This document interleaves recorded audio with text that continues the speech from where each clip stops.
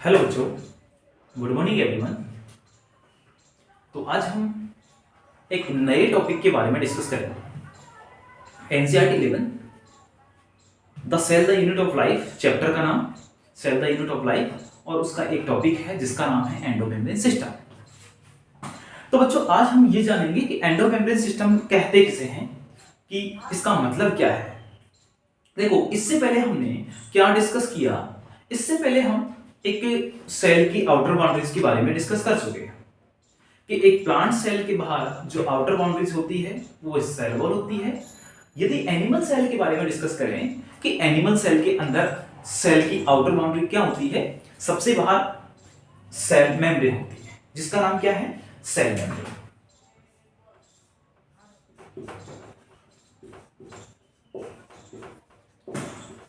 Cell membrane. तो अब बात आती है कि एंडोमेम्ब्रेन सिस्टम कहते किसे। देखिए, एक यूकैरियोटिक सेल। अब इस यूकैरियोटिक सेल के अंदर बहुत सारे सेल ऑर्गेनेल्स होते हैं। जैसे कि मान के चलो कि ये एक यूकैरियोटिक सेल है। कौन सी सेल है बच्चों? ये एक यूकैरियोटिक सेल है। इसके अंदर बहुत सारे सेल ऑर्गेनेल्स होते हैं, जैसे कि nucleus, chloroplast, mitochondria, endoplasmic reticulum और गोल्गी बॉडी। अब कुछ बच्चों के मन में ये क्वेश्चन आता है कि सर, हम प्रोकैरियोटिक सेल क्यों नहीं लेते। देखिए बच्चों, बात ये है कि यूकैरियोटिक सेल के अंदर बहुत सारे सेल ऑर्गेनेल्स होते हैं, बट प्रोकैरियोटिक सेल के अंदर सेल ऑर्गेनेल्स नहीं होते हैं। इसलिए हमने किसके बारे में बात किया है, एक यूकैरियोटिक सेल के बारे में। यूकैरियोटिक सेल के अंदर बहुत सारे सेल ऑर्गेनेल्स होते हैं, जैसे कि न्यूक्लियस, ईआर, गोल्गी बॉडी और लाइसोसोम। इस तरह से बहुत ऑर्गेन्स हैं, लेकिन इनमें से कुछ सेल ऑर्गेन्स ऐसे हैं जिनके फंक्शन एक दूसरे के साथ जुड़े होते हैं।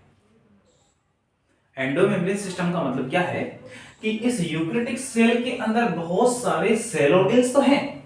अब देखिए, अब यहां पर इन सेल ऑर्गेन्स में से कुछ सेल ऑर्गेन्स के फंक्शन एक दूसरे के साथ कोऑर्डिनेट होते हैं। ध्यान रखना, कुछ सेल ऑर्गेन्स ऐसे होते हैं जो एक दूसरे के साथ जुड़े होते हैं, इनके फंक्शन जुड़े होते हैं।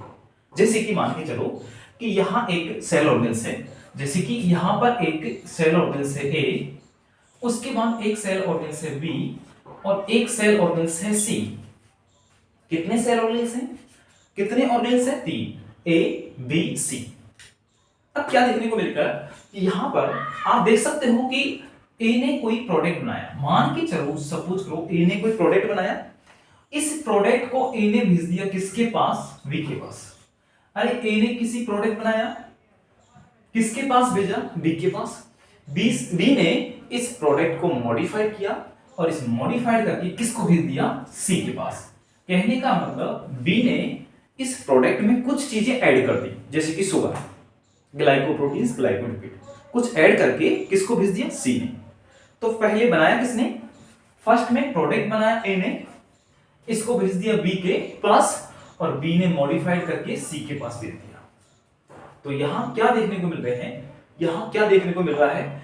क्या ए और बी सेल ऑर्गेन्स के फंक्शन जुड़े हैं? बिल्कुल जुड़े हैं। लेकिन बी और सी के जुड़े हुए हैं? बिल्कुल जुड़े हैं।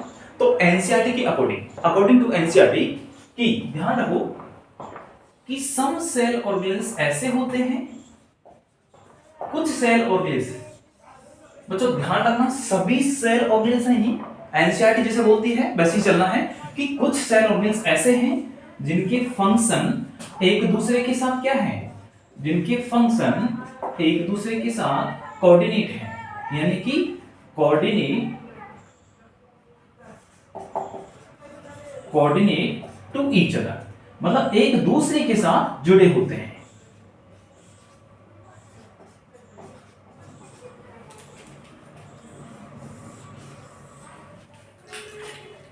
सम सेल ऑर्गेन्स, कुछ सेल के ऑर्गेन्स ऐसे होते हैं जिनके फंक्शन एक दूसरे के साथ क्या है, जुड़े होते हैं, और जिनके फंक्शन एक दूसरे के साथ जुड़े होते हैं, और इसी को क्या नाम देते हैं? Endomembrane system. इसी को क्या बोलते हैं? Endomembrane system. वही बात, ए ऑर्गेन्स है, बी है और सी है। ए ने कोई प्रोडक्ट बनाया, किसके पास भेजा? बी के पास। बी ने इसको मॉडिफाइड किया जैसे कि कुछ चीज ऐड करते हैं उसको कहते हैं मॉडिफिकेशन। तो यहां पर शुगर को ऐड किया है या किसी चीज को ऐड किया है, बी ने मॉडिफाइड किया, सी को भी किया। क्या ए और बी के फंक्शन जुड़े हैं? बिल्कुल जुड़े हैं। क्या बी और सी के फंक्शन जुड़े हैं? तो इसी को हम बोलते हैं एंडोमेम्ब्रेन सिस्टम। अब इसको हम एक सेल के लेवल पर समझ लेते हैं कि यहां पर एक सेल है, और ध्यान रखना बच्चों, प्रोकैरियोटिक सेल नहीं है। कौन सी सेल है? यूकैरियोटिक। अब कुछ बच्चे बोलते हैं सर प्रोकैरियोटिक सेल और यूकैरियोटिक सेल में क्या अंतर है, डिफरेंस है?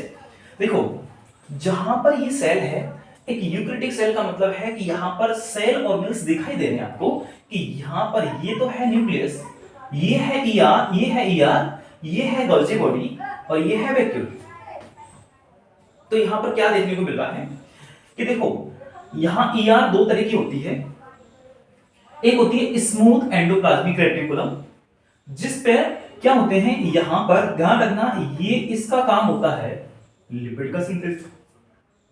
एक होती है रफ एंडोप्लाज्मिक रेटिकुलम। इस रफ एंडोप्लाज्मिक रेटिकुलम पर राइबोसोम, छोटे छोटे राइबोसोम इसकी सरफेस पर लगे होते हैं आउटर साइड में। और यहां पर ये रफ एंडोप्लाज्मिक रेटिकुलम का काम क्या होता है? प्रोटीन का सिंथेसिस करना। किसका सिंथेसिस? प्रोटीन का। तो यहां देखो, एचसीआर ने क्या बनाया? लिपिड। आरईआर ने क्या बनाया? प्रोटीन। अब लिपिड और प्रोटीन को सेल में खुला नहीं छोड़ा जाता, यहां पर एक मेम्ब्रेन से घेर लिया, और एक मेम्ब्रेन से घेरने के बाद अब इसको बोला वेसिकल। क्या बोला? वेसिकल। तो लिपिड और प्रोटीन बनाई किसने? एंडोप्लाज्मिक रेटिकुलम ने। ये लिपिड प्रोटीन किसके पास पहुंच गए? ये गोल्जी बॉडी की इस साइड में। देखो, लिपिड प्रोटीन बनाए तो क्या? Endoplasmic reticulum. सिंथेसिस तो किया एंडोप्लाज्मिक रेटिकुलम ने, लेकिन उसको ट्रांसपोर्ट कहां कर दिया? गोल्जी बॉडी के पास। गोल्जी बॉडी ने इसको मॉडिफाइड किया। तो अभी हम यह प्रोटीन के बारे में समझ लेते हैं कि गोल्जी बॉडी ने मॉडिफाइड किया, और यहां पर मॉडिफाइड करके ये वेसिकल निकल रही है। अब ये वेसिकल यहां पर ट्रांसपोर्ट कर दी, मतलब किसी तीसरे सेल ऑर्गेन्स के पास। ये मान के चलो ए, और ये बी है, और ये मान के चलो कोई सी है, कि अब वेसिकल्स को बाहर जाना है या अंदर जाना है। तो अब यहां पर क्या ए से प्रोडक्ट बना बी के पास आ गया, और बी से प्रोडक्ट बना सी के पास आ गया? क्या इन दोनों के ऑर्गेन्स क्या सेम है? यानी कि इन दोनों के फंक्शन एक दूसरे के जुड़े हैं।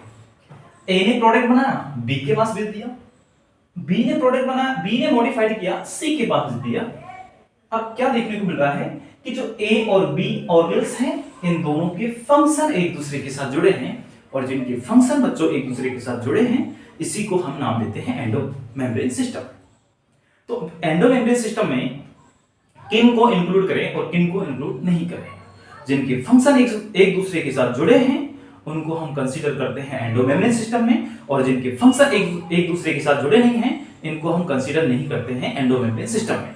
अब अकॉर्डिंग टू एनसीईआरटी उन्होंने 4 सेल ऑर्गेन्स के नाम हैं, जैसे कि ER, Golgi body, lysosome, vacuoles.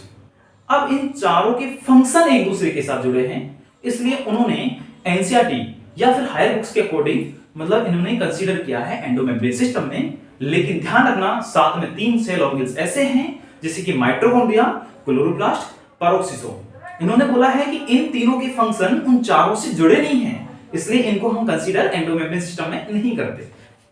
तो बच्चों, थैंक यू, आज के लिए इतना ही। All the best.